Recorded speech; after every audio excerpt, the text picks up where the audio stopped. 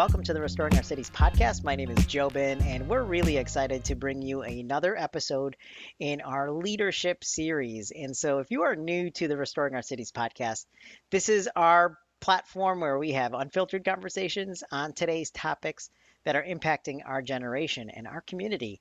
And in our leadership series, we've been having great conversations with influential leaders from our community and who are really making an impact on people's lives. And this conversation really showcases that. We are interviewing two great young leaders, Jeswin Thomas and Glenn Joseph, who are college ministry leaders with Design Movement at UIC, the University of Illinois at Chicago. And they've been doing some just great work impacting the lives of young college students and really the next generation. And so this conversation is really filled with great practical leadership lessons. And I think anybody who's looking to be a leader and impact and influence lives can really glean some great insight from this conversation. And so we talk about the challenges of college ministry as well as some leadership lessons that they've learned even from their professional lives. So it's a great conversation. And I hope you are impacted from this talk. And if you haven't already, please like and subscribe to our podcast. This will be streaming on Spotify, Apple Podcasts, and we also put the video version of the episode on YouTube. So you can find all of this information on our website at restoringourcity.org. And so we hope you enjoyed this conversation and we look forward to engaging you in the dialogue. Welcome, everyone, to the Restoring Our Cities podcast. My name is Jobin. I'm excited to have two great leaders on this episode. Really excited about this conversation. Some guys that I've known for a while now and have been really impressed with some of the great things that they're doing in our community. And we wanted to really share that conversation with all of you. So we have Glenn Joseph and Jeswin Thomas. Guys, how are you doing today? Doing great, Jobin. Thanks. Yeah, I'm excited to be here. Yeah, thanks for jumping on, guys. And I do want to just kind of introduce you to our listeners. So, Glenn, maybe we'll start with you.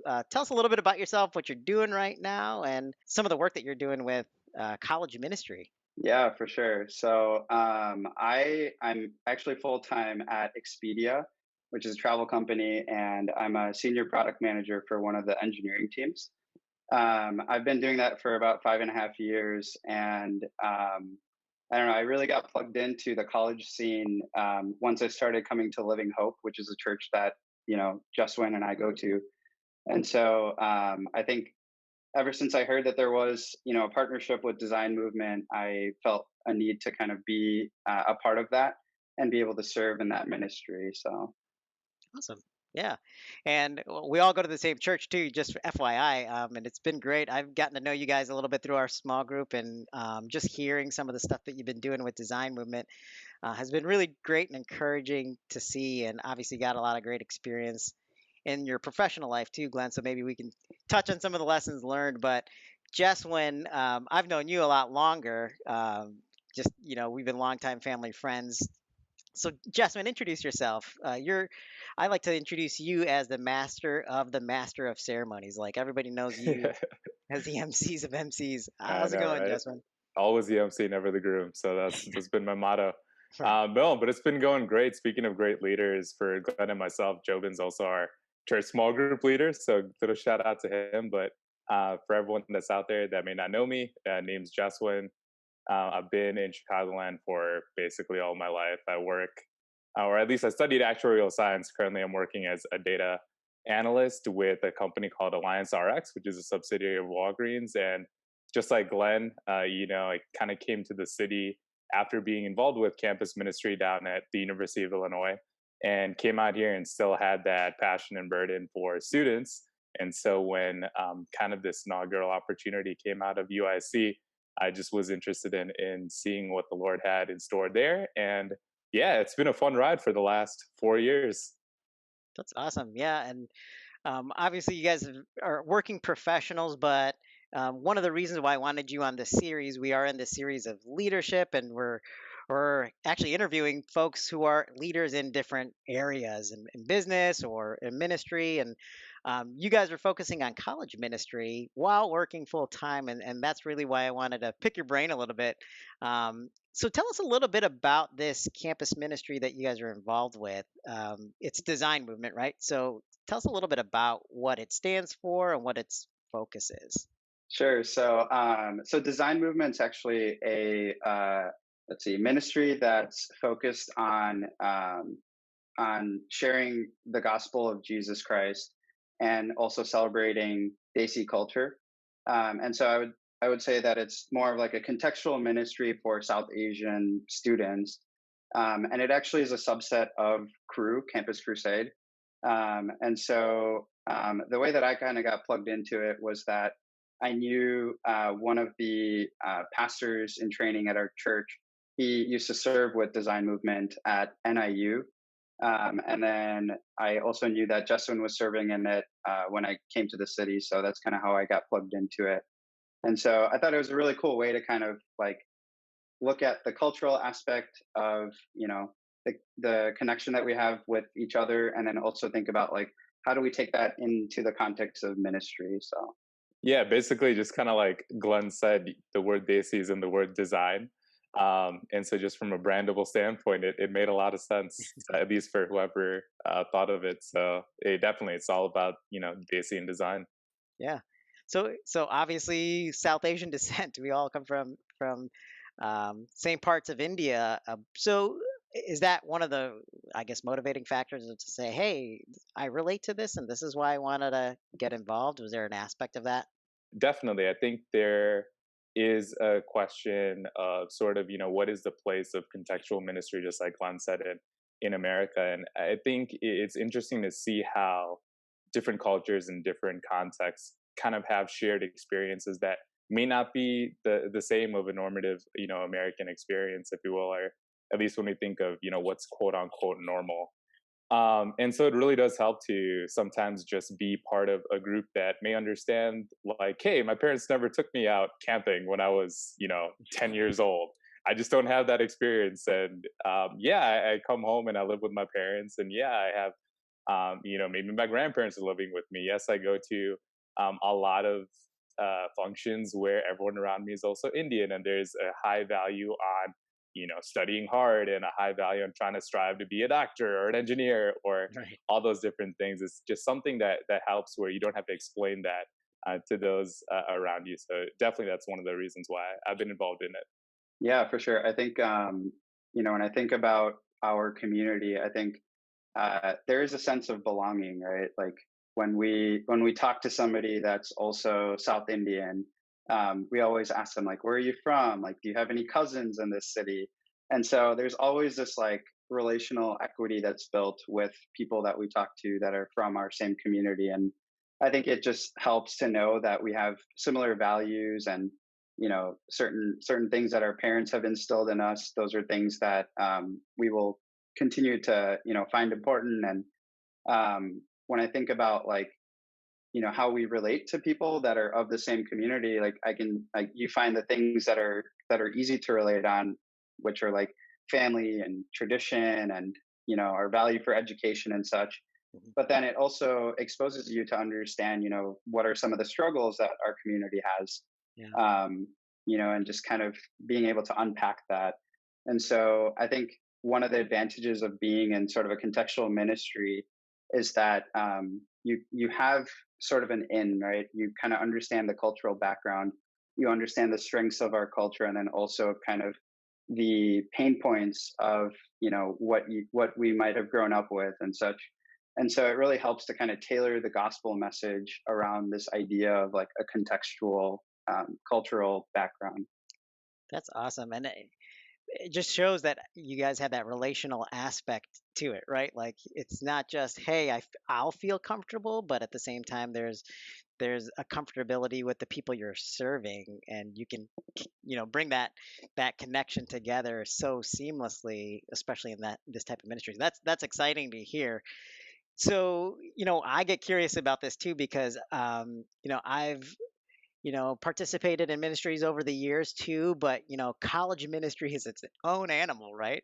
And I'm the old guy on this Zoom call right now. So when I think about, college ministry today as opposed to whenever I went to college, it seems like the world is a completely different place. So in the leadership aspect, what are some ways that you maybe have tried to motivate or lead your college students, the people who are under your flock, so to speak? What are some ways that you guys have displayed leadership and motivated college students? So when I think about like the college experience, I think one large element of it is just like the transition from high school to college, and oftentimes that can be kind of difficult for students, right? Um, on one end, there's like this new season of freedom and independence that they gain, and then there are students who may have been connected with a church prior to coming to college, and then they come to like a university and maybe they're not plugged into a church yet. And so the way that I think about it is just that these college students, coming from sort of a South Asian background, they do have a sense of belonging and community, and a desire to be a part of that. And so I think that just giving them a space to be able to connect on both the cultural aspect, and then also talking about the gospel aspect has really helped kind of motivate them to be plugged into a ministry. When you talk to students, it's you have like 4 years with them, and so every year I feel like there's a word of mouth aspect that's part of like college ministry, where it's like you have the student who's now a sophomore, and then their like cousin or like their friend from church comes to the university, and then they're like, hey, like you should come be a part of this because it's a bunch of brown people and we have fun together, and it's a way to kind of stay plugged into ministry. So I think that's the other element of it that really helps motivate the ministry to grow. Oh, awesome. So there's the whole community emphasis within our South Asian culture already, and that just is a natural motivator for friends when they find it in college, which is such a pivotal point. Jeswin, is there aspects of it where you've seen traits or things like that that you've seen help motivate young college students? Yeah, sure. And I think, part of kind of answering this question of motivation, it's what are we trying to motivate them toward, right? And so if our answer is, hey, we're trying to motivate you towards seeking the Lord, I think in a college context, that's very hard to do. There are, I mean, speaking for myself too, there are enough distractions to lead you down all sorts of wrong paths, right? Right. And so the question is, well, how exactly do you motivate them to do that? And the answer is, there's no cookie cutter answer for that. But I think one thing that Glenn definitely pointed out, and one thing we've already discussed on, even just talking within these last couple of minutes, is the fact that hey, we have this redeemable aspect, which is we like hanging out. We have this strong sense of community, and so when you think about how do we motivate them to kind of get to a place where they're really seeking God and trying to grow, it may not just be a simple A to B sort of like linear progression. It might be, hey, sometimes I need to motivate you to just like hanging out with everyone and Yeah. coming to an event and just building, just a camaraderie that way. And maybe that leads to something else, which leads to that eventual motivational step. But at the end of the day, it's not simply just getting from A to B. It's kind of those steps in between, and we can leverage that aspect of community that we have a strong sense of already. That's so awesome to hear. And it just reminds me of, the strong relationships that we all probably have in our family or our friends, right? Like, why am I friends with this person? It's probably because we hung out and then we've gotten to know each other and then the friendship builds. And then I think about all the like deep conversations that maybe you've had with somebody, right? Those life-changing pivotal moments. And it's not like I just meet somebody randomly and hey, tell me about all your deep-seated issues, right? It's one of those things that builds, and I think that's a leadership trait that maybe we can extrapolate past college ministry, right? Like, can we fellowship more? Because that's going to help us grow other folks in our circle. And I think college ministry is its own animal, like you guys have been saying, and there's challenges there, right? Obviously, it's such a pivotal moment in your life. So I guess let me ask you this: what are some of those things that you've seen as far as challenges? What are the challenges that you face when you're in a leadership role, and you got folks who are in this pivotal moment in their life? What are some of the challenges that you've seen when trying to lead a group of college students? Yeah, I think maybe I could start off with this one. I think one of the things you realize really quickly with college ministry is every year is so different. I remember the first year where design kind of launched. I think for half a semester, it was just an idea. The person from crew, Mike, as well as myself, we tried to say, go out, do surveys, reach out to college students, see if anyone would come, and no one came for half a semester. And by God's grace, after just walking around and doing prayer walks around campus, one student that I knew from a long time ago, his mother reached out. It's like, hey, do you know this guy named Mike? And I'm like, yeah, how did you find out about Mike? Right. It's like, oh, my son's on campus and we're looking for him to plug into something. And he ended up coming, and then he ended up bringing two of his friends who brought two of their friends. And that first year, after about a half a semester, was just a group of four people, right? And then I think about the next year that kind of came about, and the challenge was it expanded. It expanded to almost, somewhere in that 10 to 12 range.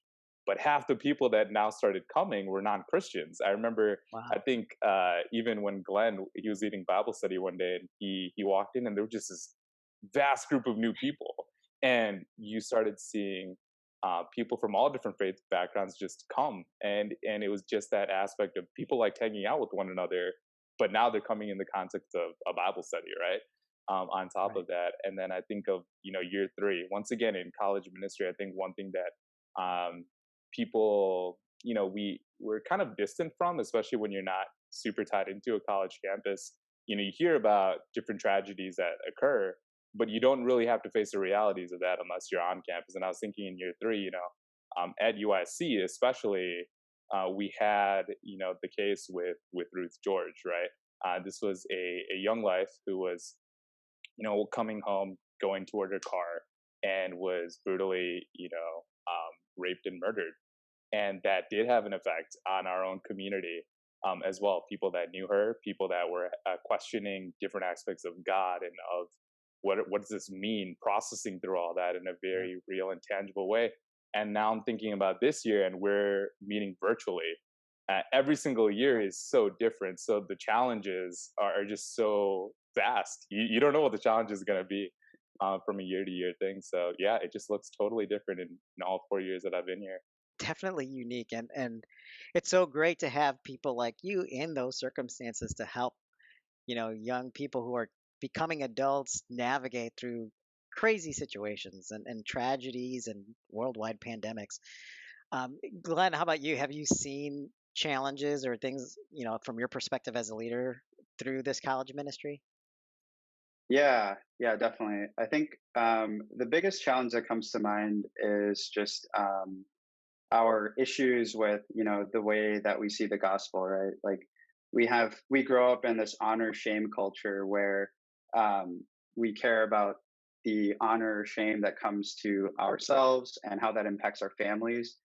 And I think like one of the larger challenges that I face when I meet with some of these guys is just getting them to kind of open up and be vulnerable and setting up that safe space for them to be able to talk about things that are, challenging and could bring shame to them and their families, right? And I think one of the challenges with that is just when I meet with some guys who may have church backgrounds, sometimes it's hard to discern whether they're saying something to get validation from me, or whether they're saying it because they truly believe in what they're saying and they want to abide in Christ. So I think like the way that I try to approach these scenarios is just, how do we help develop students to grow in their true self, and then, you know, be comfortable with the way that God has created them to be, you know? Yeah, that's that's so awesome to hear that you can identify that in our culture, and I think about outside of college and ministry, just as a South Asian person, you still see aspects out of that honor shame, mentality in, our family and our friends and our cousins and in our church, and it's crazy to see that. So I guess thinking about, the challenges and maybe the strengths and weaknesses, because maybe, with a focused type of ministry like a South Asian ministry, are there strengths and weaknesses that you've seen specifically from like a South Asian population that you can identify? I think you mentioned some of those in what you were just talking about, Glenn. But Jasmine, have you seen that? Wow, this is a strength of our community, or hey, this is something we predominantly struggle with.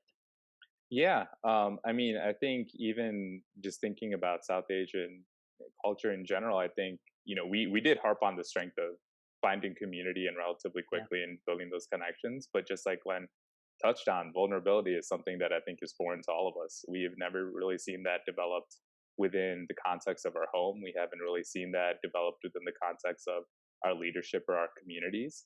And therefore, just like Glenn was saying, it is hard for us to even know what it means to be vulnerable, to be real, and to share different things, different sins that are going on within our lives because we have just never seen that. So that's definitely a weakness of our culture, which I think other cultures and other contexts and other ministries probably do better and more easily. Maybe not better, but more easily because those are just concepts that are normative for them, whereas for us, it's a foreign. that's huge. I think I feel like we're talking about leadership, right? And I think that's such a huge trait, and maybe a trait in leaders that sometimes is lacking, I guess, from our context. I think even in the professional world, right? You guys are professional working adults. Have you seen that? And have you seen some of those traits of great leadership in your working life? And maybe your manager, you had a great manager who was just a great motivator. Have you seen some of those traits that you can almost translate to your college ministry role? Yeah, I think I think my manager, he's out in Seattle, but I think he has been kind of a role model in just being able to be super humble and just a really great listener. And I feel like that has really helped me build that trust with him. And I think it has led me to share when things are both good and bad, and be able to kind of hear what he really has to say about things. And so I think that's a model that I want to kind of take into my leadership roles in college ministry, is looking at like leadership not just through the lens of like, oh, I'm discipling someone, but really just almost looking at it through the mindset of like servant leadership, and being like, how do I serve this person? And then through that, opens up a whole set of conversations around like vulnerability and trust. And so, that's one thing that probably I've learned from my work experience, and how I tie that to, college ministry. That's not an easy thing to do, to be vulnerable. And yeah, I think that's such a huge lesson.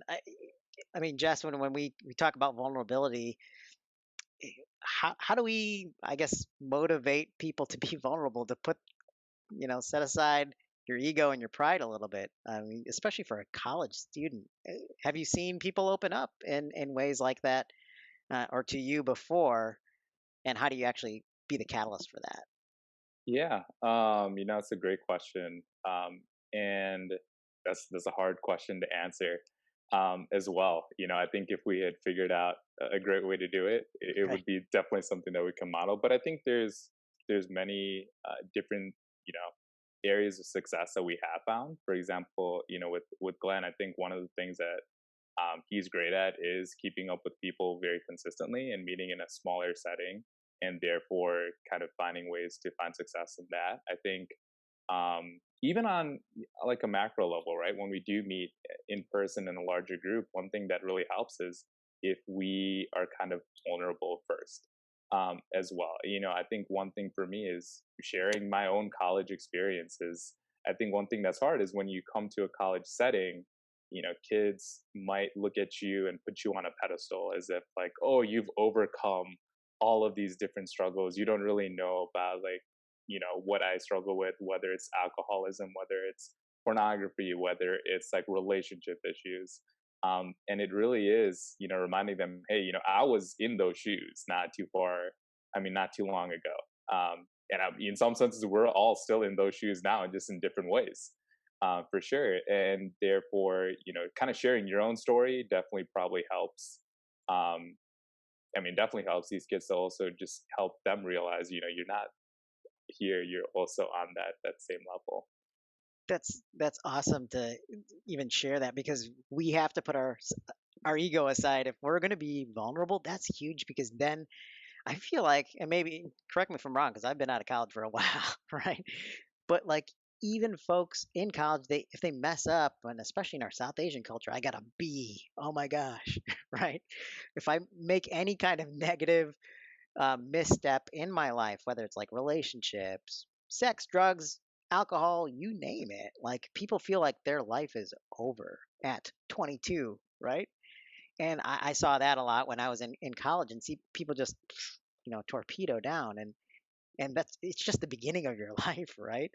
And so even to share your vulnerability that say, hey, it's okay to make mistakes. It's not condoning the mistakes, but it's hey, it's okay to make mistakes, and here's how we can help each other get through it, right? Um, how do you, I guess, maybe motivate or inspire, your peers maybe to see that in other people to as the leaders, right? Like I'm sure we all know people who are in leadership roles, whether it's at church or work or, even in our campus ministry roles, and you're trying to develop leaders. How do you inspire them to be that leader for the next generation? Are there ways that you've found that's helpful or more valuable than others? Yeah, I mean, I think what we get caught up in is just this analysis paralysis about like whether we know scripture well enough to lead somebody, right? And other times we feel like, oh, we don't have enough to offer. But I feel like the most important lesson that I've taken away from being a part of college ministry is just the importance of presence. And I think, if we're gonna go to church, if we're going to read books, if we're going to listen to sermons, but we're not able to be intentional with our relationships, then are we really modeling Christ's love for us? You know? That's awesome. It's such a valuable lesson outside of college ministry. I feel like everything that you guys are saying is just so applicable to anybody listening, even if my mom, who just learned what a podcast was a few weeks ago, she hears this. It's like, yes, I just need to be present with people and then, model that servant leadership, right? I just think about Jesus' short 3 years of ministry, but he's with his people, right? And he's hanging out, right? Like he's truly hanging out with his disciples. Um, Jeswin, have you seen like just best practices in motivating and inspiring folks? Because definitely, you guys mentioned college ministry changes from year to year, and then you get these people who move from freshmen to seniors, right? And they may start off as the newbie and then become the leader, right? Like, how have you seen things motivate that person to grow into a leader? Yeah, no, that's definitely a great question. I mean, great question. I think part of it too is on us as leaders to start giving up a little bit of control, right? You can't really see someone grow into a role unless you're willing to empower them to to become that leader, right? You have to see the potential, and you're the one that's going to have to say, hey, you know what, Glenn, you might be great at leading Bible studies, but for the sake of someone else's ability to grow into that role, you start giving that up, right? I might be good at playing guitar and leading some songs, but for the sake of someone else to grow in that role, you have to be willing to give it up. And I think that's what, in some senses, great leaders do, right? We don't create followers, we create leaders. And part of being a great leader is to also know when you need to kind of tone it down so that someone else can step it up. Yeah, I feel like what you guys are sharing are just so many great sound bites of leadership. It's just um, replace yourself.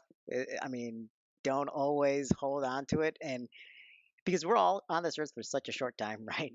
And we really want people to see who Jesus really is and get to know Him, and sometimes we do take control and hold that grip so tight, right? I think there's so many valuable lessons here, and you guys have been participating in this for such a long time. Outside of, I mean, I want people to hear this and say, "Wow, this is a pretty incredible." Not to put you guys up on this pedestal or pat you on the back. I mean, although I would in real life, I would pat you on the back, right?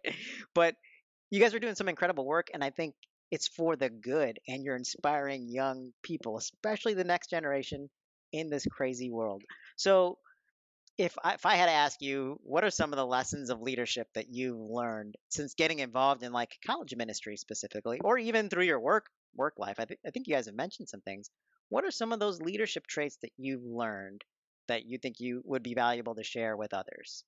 Yeah, sure.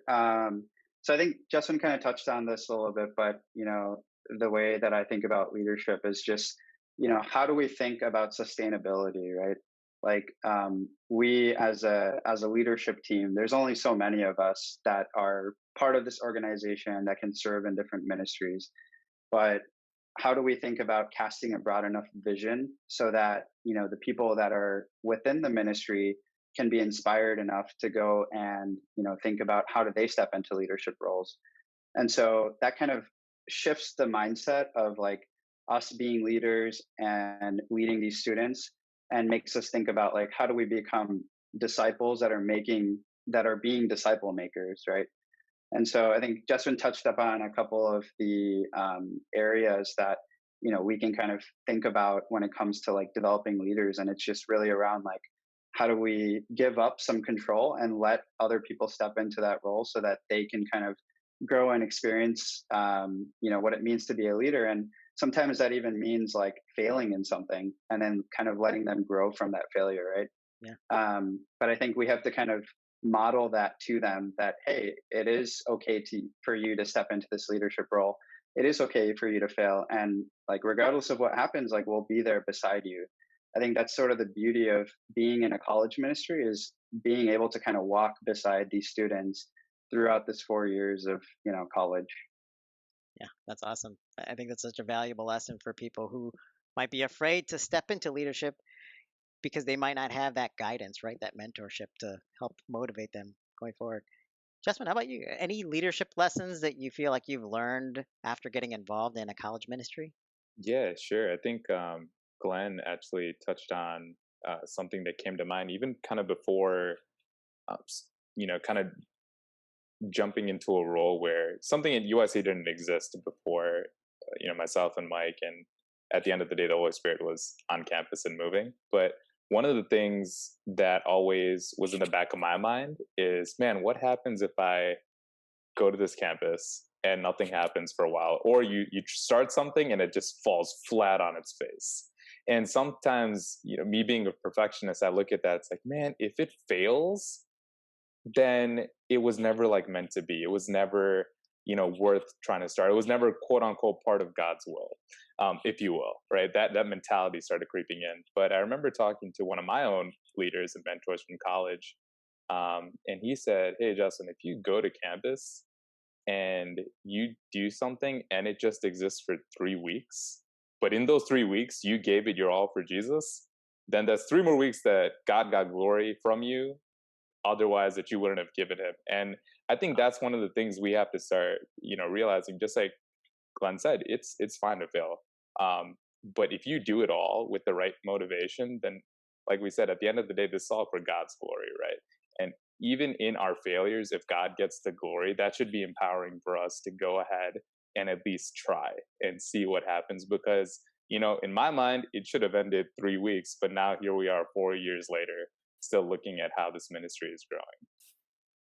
That's encouraging for me. I mean, honestly, if nobody hears this at all, I think this is a win, because I'll tell you guys, it's not just that we're all part of the same small group, or that I've known you guys for a while. One of the reasons why I wanted to have you guys on this podcast, I'll tell you, not only for your leadership, but it's following the call of God, right? Um, with- I may have shared this with Jeswin, but I actually went to UIC, right? And I remember that was one of those pivotal moments of my life where I really, connected with the Lord. And I remember when, you guys were talking about starting something like this. And Jeswin, I think you even mentioned to me you did a prayer walk around campus.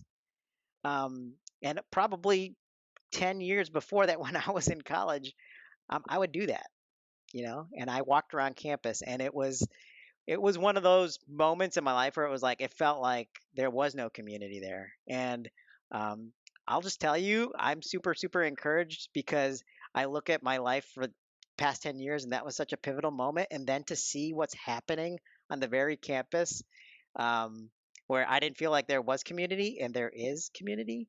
I just want to tell you guys, just to encourage you, that you're really following what the Lord's vision was, way beyond that we can all see. So If there's anybody listening out there who's just kind of discouraged and like thinking about, wow, I can't do this, or I'm not, like Glenn, you mentioned before, well versed in the Bible enough, or I'm not adequate enough, or I don't have the resources. Don't diminish the ability of what God can do for you, right? Like, He's so much bigger, and so much powerful, much more powerful than we can ever think or imagine. And I think this is such an encouragement to me to hear that, and I hope there's people listening out there who might be thinking of starting something, right? Or might be thinking about doing something, and I hope this really motivates you because God has a plan, and if He gets the glory, it's all worth it. I want to thank you guys for being on this episode. This is such an encouragement for me, not only to see you guys. I know we're in a pandemic and we all live not even 10 miles away from each other. We can't see each other all the time, but it's always so good to see you guys. And I really hope people hear this and is just motivated. What are some things that you want people to know about design, and how can we support you guys as you are leaders in this ministry?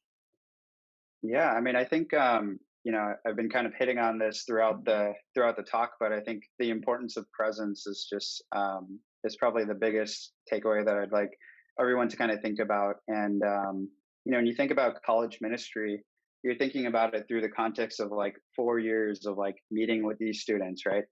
But again, like the transition from high school to college is difficult, and then these college students go through that, and then after that they transition into a new season of being able to work, and they're in a completely different environment, right?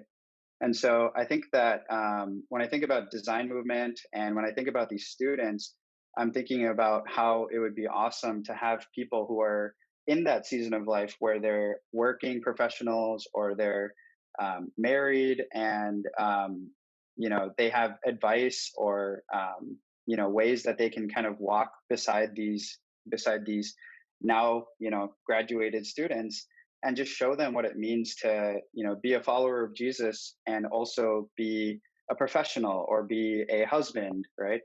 And so I think just having that sort of carry through after college is something that we're always looking for people to kind of step in and help out with those things.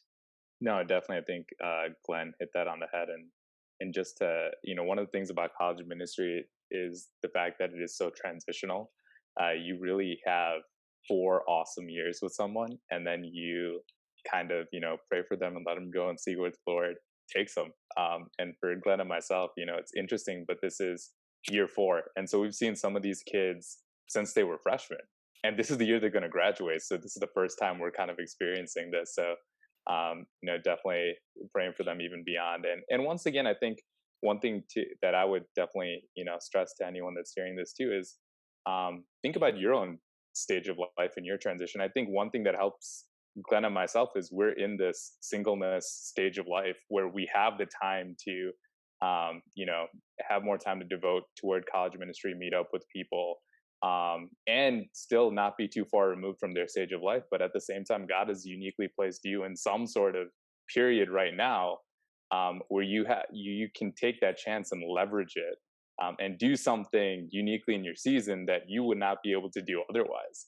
So for me is, yeah, definitely keep praying for the students and praying for these college ministries, but also think for yourself, what has God actually placed you in your period of life to do that, in some senses, Glenn and myself can't do.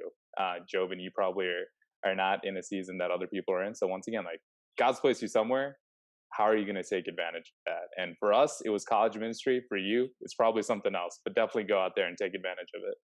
Yeah, absolutely. You will not see me carrying my 1-year-old to a college ministry right now. I'm sorry. I would love to hang out with you guys every week, but yeah, I think that's so applicable, right? We have these points in time in our life where God calls us to do something specific, and it might not be our full-time career, right? We think if I get involved in this, I have to do this forever, right? But it's these blips and moments in our life that God kind of preordains for us, right? And He like gives us this opportunity to make an impact on other people's lives.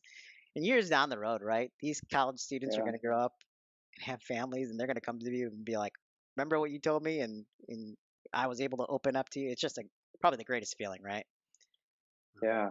I was gonna say, like, I met with an older person from my church this week, and he was at UIC, and he kind of talked about like this ministry that was forming there, and it was just a bunch of people who were meeting up and praying together. And I talked to him about design movement, and it's just crazy to see like generation after generation how this has kind of evolved into like fully fleshed out like ministry. And to even hear your story about you being at UIC and being a part of something similar, it's just cool to see that Abraham talks about like his offspring was going to be blessed, right? And so we're kind of still seeing that blessing in our lives, and it's so cool to kind of see that continue to happen. So Yeah, it's God getting the glory, and it's just so crazy to think about. And yeah, I'm old, and I look back at it and I think about it, and I see the faithfulness of God. Right? It's really that. It's just the faithfulness of God throughout the years, and He's using people like you, right? And I want to encourage you guys to continue to do what you're doing. I'm sure it's frustrating. We're talking about all the like nice rosy stuff, right, with leadership, but there are some challenges, and I think you guys even expressed some really difficult seasons that you had to help people through. But what you're doing is so empowering, and it's permanent, right, in people's lives, because when the gospel works in us and it changes us and it moves us and works through us, right? That's so awesome to hear. Guys, I want to encourage everybody who's listening out there to, if you're in the Chicagoland area and you go to UIC, or and you're looking for a ministry to get plugged into, or you're seeking community, it's definitely, there's a great group of guys and gals there who are doing some incredible work in the city of Chicago, which, I think we're all super passionate about.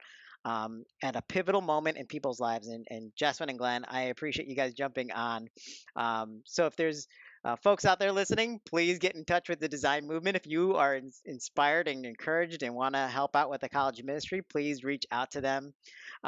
Guys, thank you so much for jumping on. I'm hoping we get to do this again, and maybe see each other in person. Thanks for listening to the Restoring Our Cities podcast. We hope you enjoyed that episode and learned some really great practical leadership advice.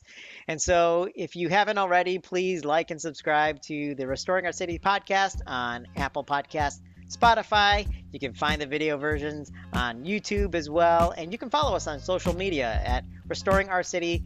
And you can find us on Facebook and Instagram, as well as Twitter. And you can find all of those handles on our website at restoringourcity.org. So please get engaged in the conversation. We'd love to hear from you. Feel free to share your comments on our posts, or even drop us a DM if you have any questions. But we really hope this leadership series is inspiring you to take that next step to become a leader. So thanks again for listening, and we look forward to engaging you on the next episode.